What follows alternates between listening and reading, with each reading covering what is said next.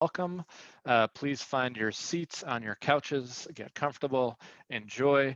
My name is Ilya Tovbis. I'm the artistic and managing director of J by J, the festival through which you are finding the screening of Rabbi Goes West, and even more importantly, this fabulous Q&A with the two co-directors of the film. A quick housekeeping note before we get going. This is in the webinar format, which means that we will be taking audience questions, and I'd love for there to be as many, and I know this is a film that raises a lot of questions, as you can. People are experiencing this through two different platforms. Don't worry about missing out. If you're on one or the other, you're getting the same exact thing, just on two different platforms. So if you're on Zoom, then use the Q&A function, should be at the bottom of your screen. Type in your questions there, and I'll try to get to all those questions. If you're on Eventive or online viewing platform, there's a single chat function. Just use that chat function and we'll get to your questions there as well. It gives me great pleasure to welcome Gerald Perry and Amy Geller, the two co-directors of the film. I'm going to give just a little bit of their bios. They deserve a lot more, but I'd like to just jump into the discussion afterwards. I'll start with a few questions, and then again, hopefully we'll get to lots of questions from the audience. So Gerald Perry is the writer-director of two acclaimed feature documentaries, including For the Love of Movies, The Story of American Film Criticism, which came out in 2009, and Archie's Betty, which came out in 2015. Both of these played at film festivals, museums, universities, and were televised by WGBH Boston. He's a veteran film critic for the Boston Phoenix and also acted in the 2013 feature film Computer Chess, which on a personal note, I highly recommend. That film premiered at Sundance, and he currently writes for the website The Arts Fuse and is the programmer of the Boston University Cinematheque. So really a man of film in many, many ways. And Amy Geller is an award-winning producer and filmmaker, including a couple films that are on PBS, The War That Made America, For the Love of Movies, and also The Guys Next Door, the last of which you may remember from this film festival when we showed it a few years back in 2016. They have also, in addition to PBS, been broadcast at prestigious film festivals around the world. And prior to that, she served as the artistic director of the Boston Jewish Film Festival, which is, I believe, where I first met Amy. And she also teaches production courses at Boston University and now also at Emerson as well. So welcome, Amy and Jerry. Thank you. Hi, everybody. Great, so I'm just going to kick it off. And again, for audience questions, do feed them in as we go. I'm going to intersperse them with my own. So I'm going to start with this, which is kind of the obvious question. I've seen you in prior interviews describe yourselves as liberal secular Jews from Boston. So I'm wondering, sort of with that background, what is it that drew you to telling a story of a Chabad Lubavitch rabbi from Brooklyn who moved to Montana? It's not exactly out of your backgrounds, but I'm sure your backgrounds have a lot to do with why you made the film. Yeah, well, the fact we made a film about a Chabad rabbi came later because this film started with my desire as a secular Jew to try to figure out a film that I'd like to make about my Judaism. So I looked at all kinds of topics, and then one day I got this great idea, which was that I care about mezuzahs. So I decided I wanted to make a film about mezuzahs. So I did all kinds of research. I read, every article about mezuzahs. I looked at every movie that had a mezuzah in it, read books. And one day on the internet, I came across this true life story of a rabbi in Bozeman, Montana, who has this pledge, which is to put a mezuzah on the home of every Jew in the state of Montana. And I went, wow, that sounds incredible, because as I quickly looked, Montana is as large as Washington, D.C. to Boston. That's how big Montana is. And this rabbi went all around the state putting up mezuzahs. So I thought, wow, let's find out about that. That's this great obsessive thing, and good films are often about obsession. So without knowing anything about this rabbi, I called him up on the phone and I said, it's really interesting you're putting up these mezuzahs. Any chance that Amy and I could come out and watch you put up mezuzahs? And we'd never been to Montana. That sounded like an interesting place. And this rabbi, without any ado, without knowing anything about it, said, sure, come on out and watch me. So we did not know anything about Chabad. We knew nothing about the Hasidic world. And this rabbi, of course, is a a Chabad Hasid. And when we got out there, we started to find out all kinds of things. So, Amy, what did we find out? We found out that he was married. I mean, we didn't know he had a wife, but that he actually had adopted 3 children. When we began this film, it was 3. And if you haven't seen the film, that may expand. If you have seen the film, you know what we're talking about. And we thought that was, I mean, at least because we knew very little about Chabad at the time, we thought that was pretty interesting, because our understanding was that in the Chabad movement, adoption might have been a little bit a sensitive issue. And then we also discovered, which we didn't know before we actually hit the ground, was how cinematic Montana is. If you're going to make a movie about a place that you've never been, because we had never been to Montana, Montana's the place. It was stunning. We also didn't know that there was another rabbi in town, that there was a progressive rabbi, and that there was some tension between the Chabad rabbi and the progressive rabbi.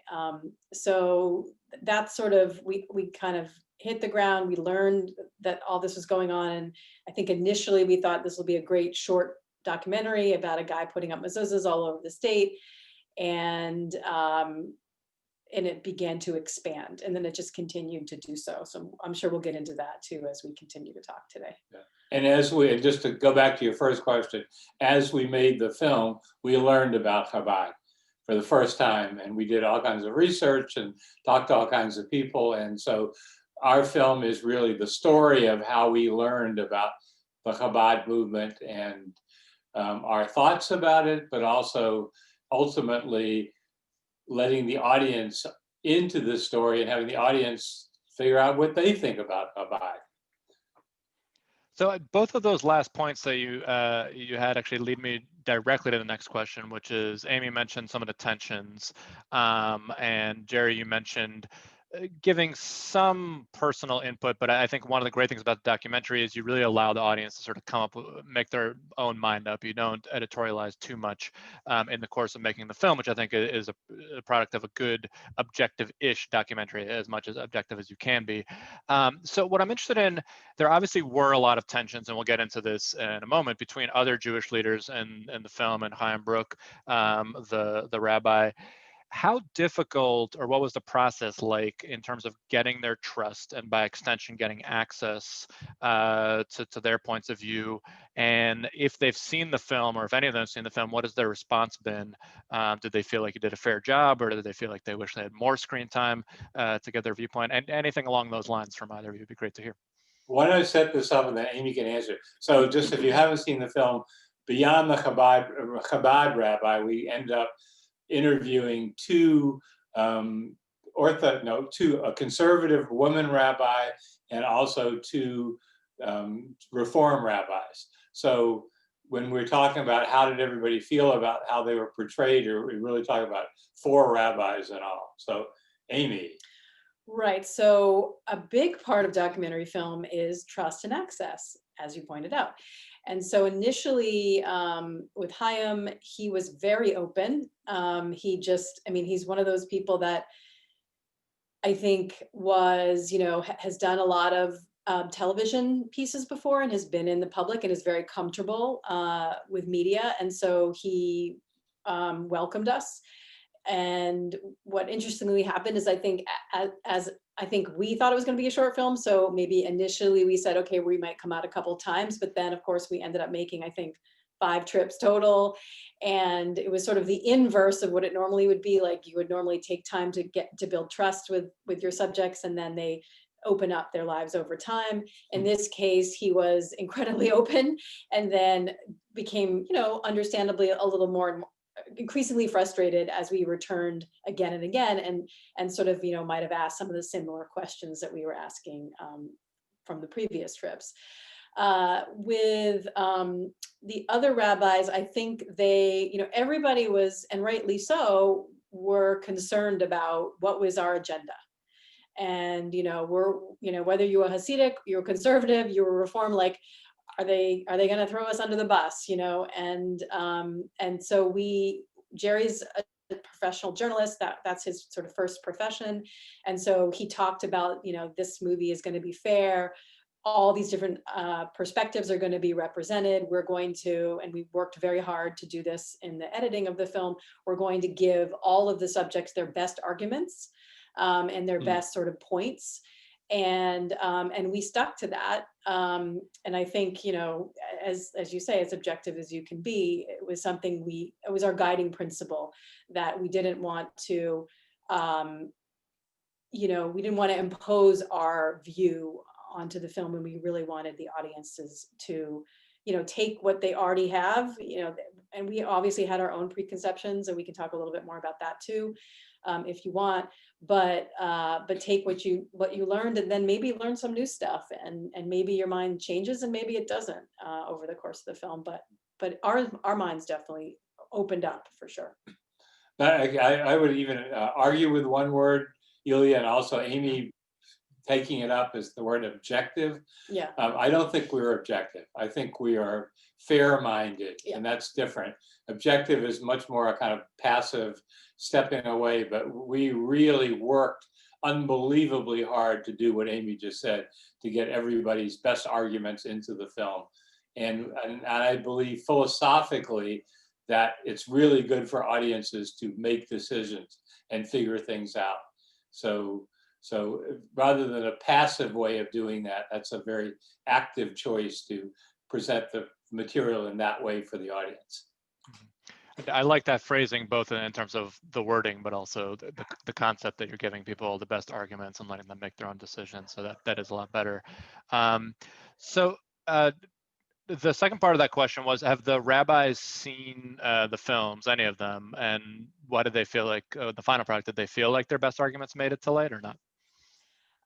Everybody has seen the film. We had planned to do, you know, before COVID hit, we planned to do this big event in Bozeman and possibly in another city in Montana, and that has not happened, but we sent the film to everybody. And Chaim was actually able to join us at our big premiere at the San Francisco Jewish Film Festival, which one can argue we're the most liberal Jewish audience is in this country, but that Berkeley, California is a pretty liberal audience. And he was there for that screening. And so we were actually honestly pretty nervous about how people would take the film, because it was our first public screening. We didn't know. And we invited Chaim, you know, telling him like, we really don't know how people are going to respond. So we'd love for you to be here, but here's the deal, you know?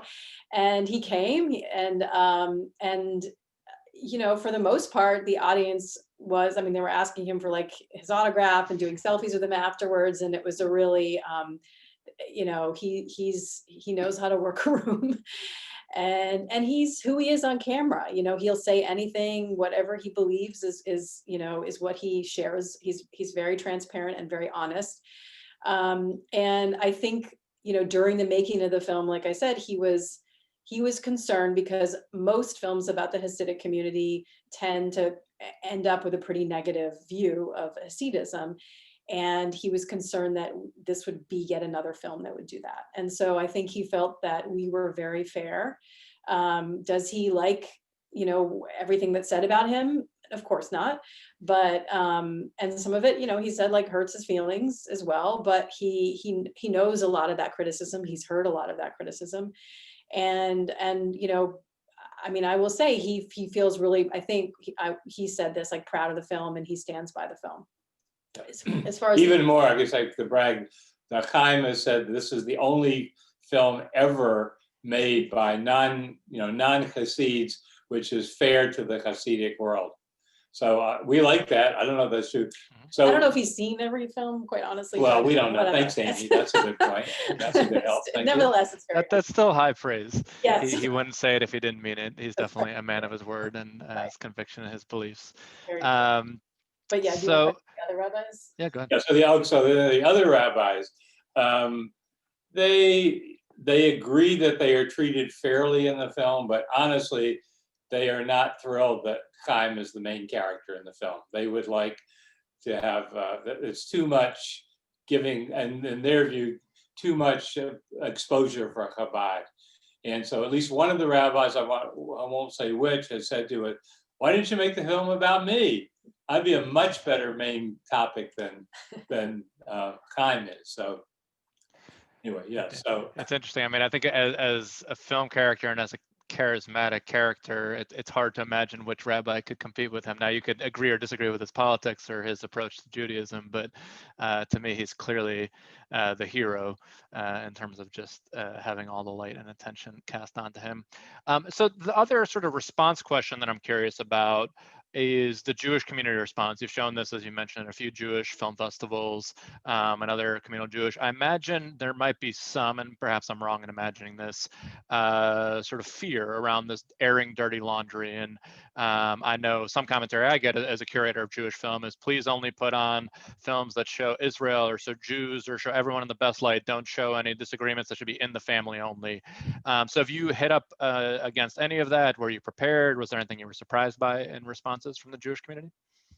We were prepared because I heard that criticism during the fundraising period of this film. This was a very hard film to fundraise for because people were concerned about a variety of things, but that being one of them. And ultimately, the film is funded independently. We did not take money from Chabad. We did a Kickstarter campaign, and we have relationships with previous executive producers who've supported our past work and supported this film. But now I'm forgetting the question. yeah, no, well, the answer is, to our surprise, and I guess our Okay. delight, we've had almost no criticism of the film. It's been extraordinary. Every place we've showed it, we feel that like 95% of the audience really likes it. There are one or two questions which are occasionally slightly hostile, but we even welcome hostile questions. I mean, today, if you have, when the audience writes things, please say if you feel, rotten about something, you want to say it, because we're ready. We're really curious. It's been quite amazing that, I guess the thing we've done, I guess what we've accomplished, I feel we've accomplished, is that the Chabad haters who see the movie are, when they see this one guy, what he does, are somewhat pacified and learn something, so they don't feel as hostile at the end of the film as they did at the beginning. And that's good, because we want, Amy can go on, I think this is Amy cares even more than I do about the need to expand and open up people, and yeah. Right. So I think part of our mission with this film was to really, this is such a divisive time. I mean, we started this in 2016, and we were just trying to figure out, like you said, we're secular Jews from a very blue state. We wanted to go to a place we'd never been. One could argue it's a purple state or a reddish state, but it's sort of an interesting mixed state. And talk to somebody like Chaim, who has very different religious and to some degree different political views that we had, but we are Jewish. We're all Jewish. So we sort of wondered, like, can we reconcile these views? Can we make a connection with somebody who has very different religious and political views? And I think that we did that. I mean, Yeah. I'm really happy to report that both with Chaim and Javi, we are friendly with them now, and we're connected to their family, and we we still don't agree about everything, and we don't try to agree about everything, but there are things that we have common ground, and I think that it's been inspiring to see that that's possible. I'm going to bring in a few audience questions here. And if you're in the audience, again, please use the Q&A function for Zoom or the chat function if you're in Eventive, and we'll try to get to all your questions. The first one we're going to take is from Eva. She asks if you were surprised by how threatened the other rabbis were by the Lubavitch rabbi. Did you realize how they used anti-Semitic comments about him, the fact that he's rich, that it's a cult, that he's a missionary, etc.? Well, I don't think we were surprised by anything, because we were just learning. That's what we were doing, making the movie. So I guess maybe because I've been a journalist for 40 years, I don't get surprised very much. So we learned that the other rabbis were very upset about Chabad, and we understood their reasons for doing so, and we put into the movies those reasons, so that everybody hopefully can understand why some people don't like Chabad. But then we countered with Chaim's own arguments why Chabad is a good force. So again, up to the audience. I'm not sure if that was all. If I missed part of the question, yeah. You said something. The second part, and I think this is more the questioner's opinion, but she thought that some of the comments that the other rabbis used in speaking about Chaim Brook were actually anti-Semitic, and that they attacked him for his wealth, that he was rich. There's sort of these tropes, anti-Semitic tropes, or attacking Chabad for being a cult or a missionary, or etc. Again, I don't know if you agree with that characterization, but she was curious about that sort of terminology. Well, we don't agree. Actually, I don't think any of the rabbis accused him of being rich. They sometimes people accuse Chabad of being very rich and feel that. And this is one of them. This is including all of our, we're very liberal. Let's just say we have very liberal friends. We live in the bubble, and our friends would say, well, Chabad gets all this money, like Chaim gets all this money, national money from Chabad, no wonder. And we know for a fact that isn't true, that Chabad paid his seed money when he got there, helped him start up, but he is in the situation of every rabbi in America which is that he has to raise his own money every year. So he is not enormously wealthy. He makes jokes about it. People think I'm connected to the Koch brothers. Koch brothers, give me money if you think I'm connected to the. It's not true. So we know he's fundraising like crazy all the time, like everybody else. So, but none of the other rabbis said that. That isn't true. No, a lot of the misconceptions that are brought up in the film are things that we actually heard from other secular Jews during the making of the film. And part of what, we were doing in terms of researching Chabad and kind of understanding more about Chabad was deconstructing these misconceptions. And so as we learned, no, Chabad does not, Chaim is responsible for doing his own fundraising, then that became part of the film. And so those kinds of things that the cult issue was another one that came from our more liberal Jewish friends who were arguing that it is a cult. And so, we explored that question with the different subjects, but I don't think that was a criticism of, well, actually, that's not 100% true. Yeah, no. Ed does. One of the rabbis thinks it's a cult, but right.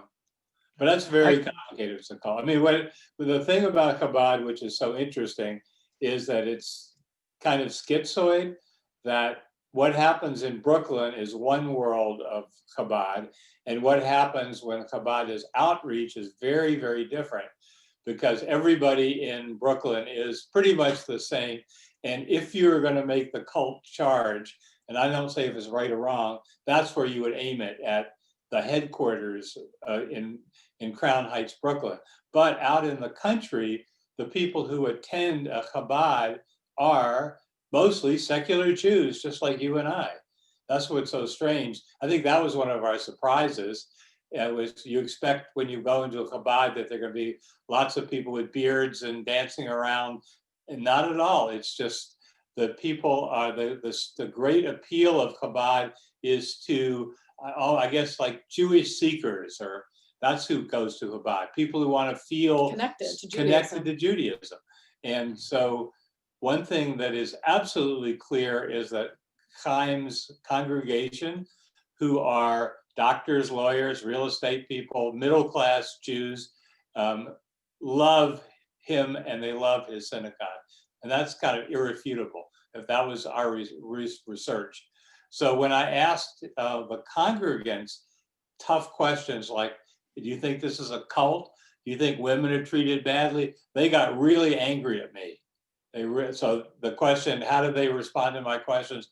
His own congregation was furious that I said these, even intimated that Chaim is any of those kind of things. But I had to ask the questions, because that's fair. And again, anybody from Boston who said, it's a cult, women are treated like garbage. Don't you know that? It's so obvious. So I asked them, is it a cult? How are women treated? And got totally different answers. I have to say too, and this is just personally, people might feel different, but I found his response to that to be quite credible. I think when he said, "Look, a cult is something you can't leave. Essentially, this is a complete open door policy. People are coming here of their own volition. They can leave if they feel like it." And I think there's persuasion. There's other things that that you can try to poke holes in that, but I actually found it to be quite a credible answer on his part. Sticking on the money, we have another question related to the fundraising from Judith Sachs that takes us in a slightly different direction. She writes, you mentioned that Rabbi Brook had to fundraise after the initial support he received from the Brooklyn headquarters. Were his donors specifically from Montana, and were there also non-Jewish donors, or were they exclusively from the Jewish community? So like any fundraising initiative, you obviously start with who you know. And so, for Chaim, that's his community in Montana.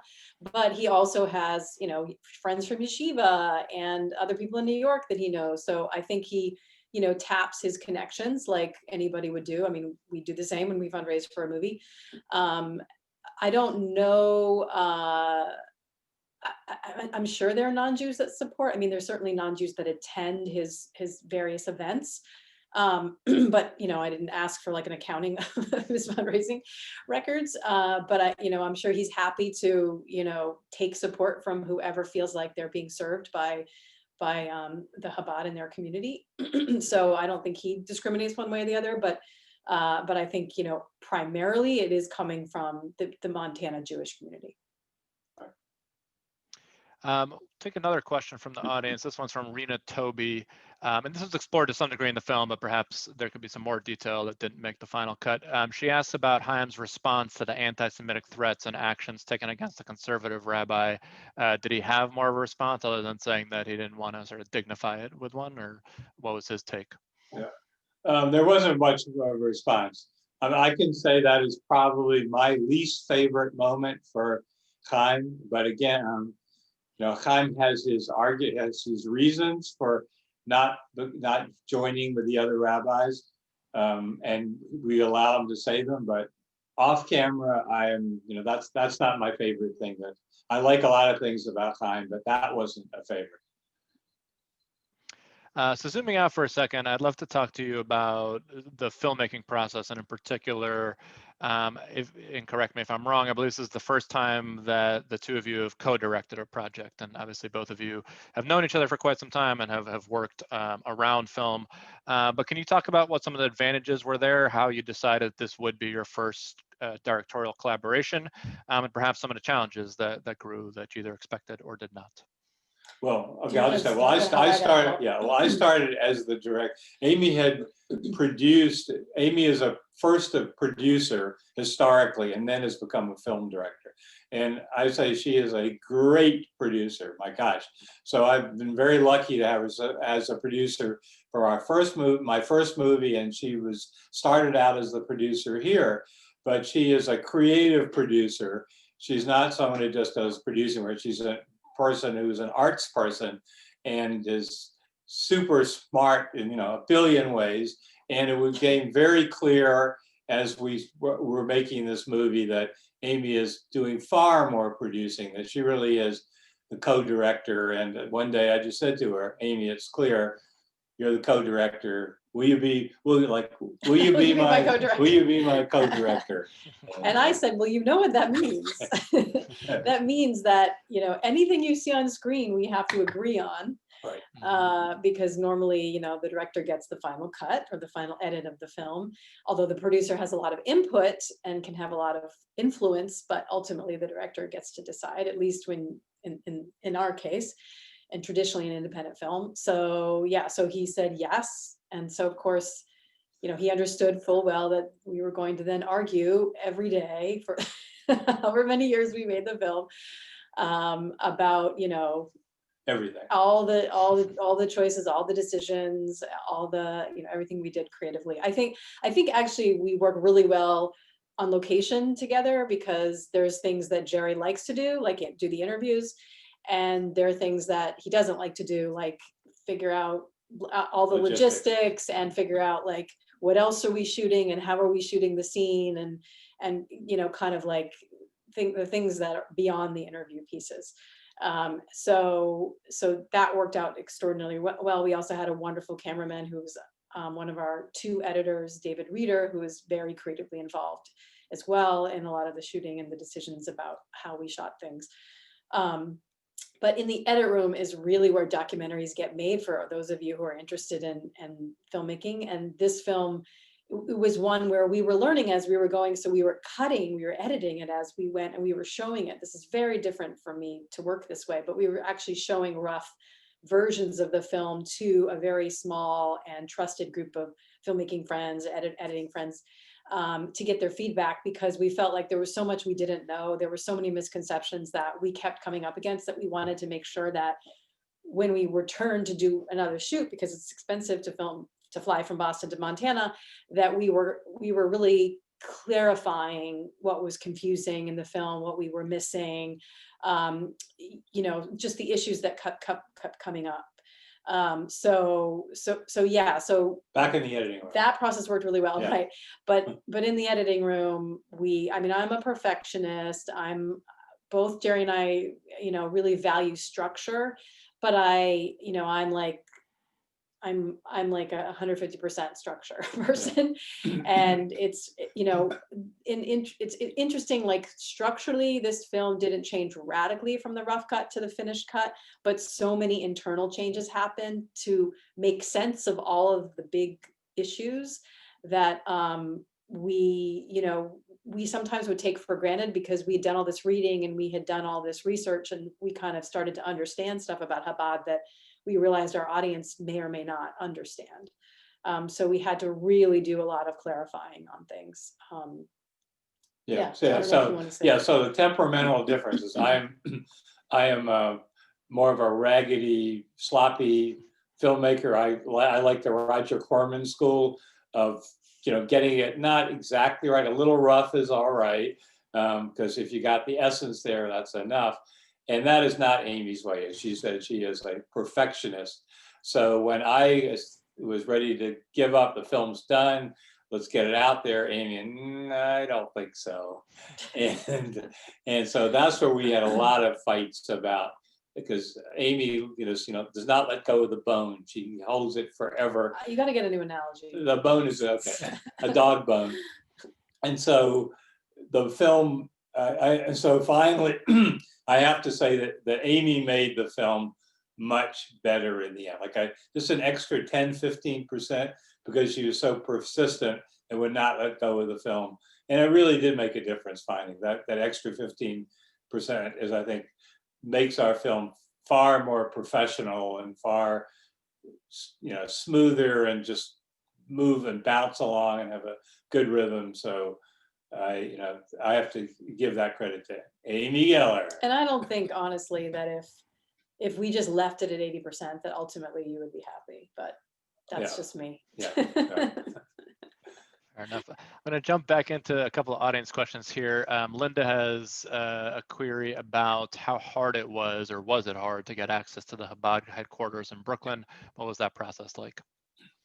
Well, Yeah, it was the reason we got it was that Chaim arranged it. Otherwise, we would have never in the world.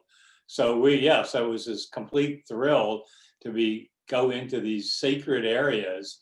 If you were a Chabad person, to go into the Rebbe's office, the late Rebbe, and to actually be able to shoot in there. And then even more impossible to go to the Rebbe's burial place in Queens and shoot there. And here we are, these secular Jews shooting among really religious people who are very vigilant about everything, and who are these outsiders with a camera. So we actually gave some of the footage to the Rebbe. The Rebbe has kind of a library, and this was such coveted footage that we handed it over so that they can have their shots of the Rebbe's office. They didn't have that.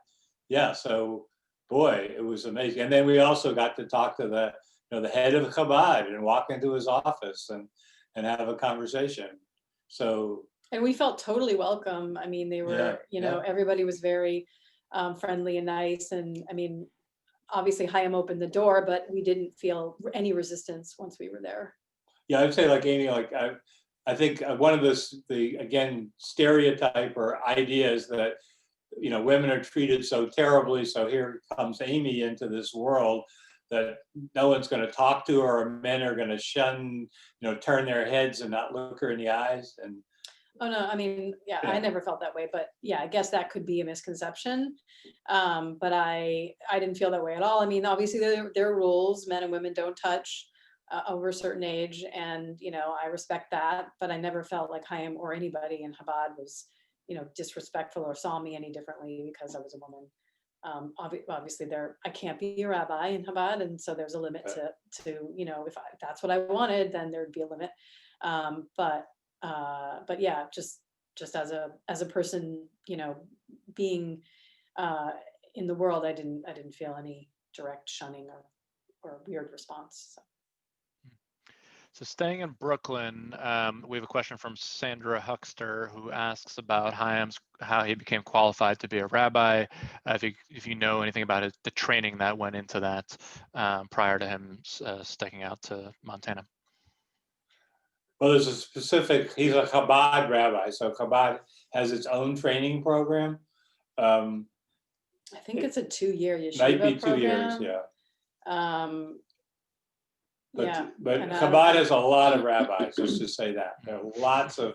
We've met so many Chabad rabbis. So I don't know if it's an easy way to a fast path to the rabbinical world, but it certainly is not the same path that there's no university and there's no advanced degrees. You're quite young when you become a Chabad rabbi, but in terms of knowing the Torah and knowing the Jewish texts, they know their stuff. They really know it inside and out. I mean, Chaim is an autodidact. He's so interesting for a guy that's might, you could say, have the equivalent of a 3rd or 4th grade secular education, because he immediately went off to all religious things. He knows so much and can argue so well. I've had arguments with him. He can write really well. He's a really good writer. Yeah, well, in English, which was not his first language. I mean, anyway, he beats me in arguments. It's really annoying. Like 2 or 3 times we have an argument, he wins, and I have a PhD. I'm a educated person. But not in Judaism. Not in Judaism. I lose out. Now we turn to a question from Nechama Liss Levinson, which I don't know if she intended it this way, but I'll frame it as perhaps an ethical question about being a documentarian. She wrote, did you ever consider helping the rabbis consider what programs they might do together rather than working at cross purposes in some way? Did you feel a need or a desire to get involved? I mean, that sort of goes to the filmmaking piece, which is, it's not our job to be matchmakers or to reconcile. We're there to kind of to come with a curiosity and observe what's happening. I know that there have been instances where they have had events together, but typically they don't, and it's for the reasons that you see in the film. They did come together around the Tree of Life shooting. There was a big event in at the Reform Synagogue, and I know that Chaim was involved in that and spoke. But no, it wasn't our job to try to create it. The one thing that actually Jerry will talk about, and this is a very interesting point. We really were observational in the sense that we didn't orchestrate almost anything in the film. So everything you saw was, besides the interviews, which obviously we asked if we can interview you, but any of the scenes that unfold, we didn't orchestrate. We didn't arrange for them to happen, with one exception, which is the debate between the 2 rabbis. Yeah. So you want to? So that was the one time where we acted sort of like what a news team would do. The difference between a documentary and a news team. News team comes in with the preconceptions and it wants things to happen to prove its points, and sets up scenes all the time. So in this one case, I got the 2 rabbis. Would you please come together and have a kind of debate about Jewish issues? and neither of them wanted to do it. So it was just reluctantly, just because the film was being made, they went along with it. They did this debate.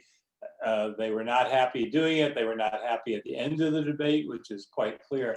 But we are enormously proud of that scene, because I think it's the only film seen in the history of cinema which shows a Reform rabbi and an Orthodox rabbi having a debate about really key issues in Judaism. So they talk about women's rights. They talk about whether the Bible is true or not. They talk about Israel. And they each, again, I think, give really good arguments for their side. And again, audience, watch that debate and you decide who's right or who's wrong or where you stand. I have to say that regardless of where you end up on that debate, it definitely shows Chaim's skill as a debater, which you're referencing earlier. I think his rhetorical flourishes around Shakespeare and fictional biblical characters certainly sticks with you after the fact. All right, we're going to have, I think, one last audience question, and then I have one to finish with as well. So Judy asks, she says, Chaim eagerly regards himself as a missionary, which is a term I have never heard applied to a Jewish cleric. Yet clearly he is only recruiting Jews to Chabad, and she puts recruiting in kind of italics. Where do you think the line is between proselytizing and being a so-called missionary? Well, again, can I be not evasive, but per the mirror and saying, I think that's up to you to figure out where that line is, it gets drawn. I think there are, again, misconceptions about what he is doing when he is proselytizing. He is, when he goes to your house and has you put up a mezuzahs, he'd like you to come to his shul. That'd be nice. But he's not making you go to his shul. If you don't want to, that's okay. And he is definitely not trying to make you into a Chabad person, A Hasidic person. People think that when in all the cities, there are the mitzvah tanks, and you have little Hasidic boys saying, "Are you Jewish? Are you Jewish? Come into my tent." And the worry is you're going to go in and you're going to be kidnapped and you're going to be turned into a Hasid. That is not what anybody is trying to do. Chaim wants you to do mitzvahs, and maybe his reason is even stranger, because the more mitzvahs you do, the more likely you're going to bring the Messiah to come. That's the real reason. He wants the Messiah to come. Think about it. So that's maybe the hardest thing for a secular person to kind of, wrap their brain around, is that messianic nature of Chabad. That actually leads really nicely to where I'd like to close for the evening, which is both of you, while secular, I think, are serious about your Jewish identities and have explored them on film, and I'm sure personally as well. Was there anything that you learned or that your relationship to Judaism changed in making of this film? And it's okay if not, but I'm curious if your perception of the religion or of the identity, the culture, anything has shifted through the course of the filmmaking. I guess this isn't necessarily, maybe it's what I learned, I don't know, but I was delighted to see that in Montana, the congregants saw all these different ways of being Jewish as a positive, and that they didn't feel this need to only belong to one synagogue, that they actually liked the idea that they could float back and forth, and that it wasn't like a proprietary thing. And I thought that was really refreshing, and I think that's Judaism is heading more in that direction, and I like that model. As somebody who doesn't, is not affiliated with a particular synagogue, I like the idea that, you might take this from this place and that from this place, and that there's a bunch of different ways of expressing your Judaism, and that sort of Montanans, although there's not a huge Jewish community, they had kind of figured that out. And I thought that was really cool, and something that, I think some more established Jewish communities could learn from a place like Montana. And I don't think we've become more religiously Jewish, but we've become more respectful of those who are religious. So, whether it's Jews or, Christians or Muslims, obviously you know, Chaim really lives his life in a certain way with God at the center of it. And he truly does that, you know, in everything he does, that inspires him. And so that was pretty impressive to see. He's not a flawless person. He makes mistakes, and you know, he says stupid things, and probably does not so great things from time to time. But I, you know, he really, his faith really like defines his life, and I really respect that.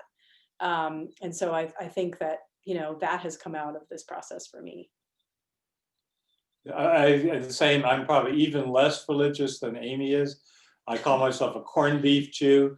You know, I love Jewish food. I know Jewish authors and Jewish baseball players, and that's the way and Jewish activism, that's important to me. But the religious part is the least important. And I completely agree with Amy that we became more respectful of the religious part for making this film.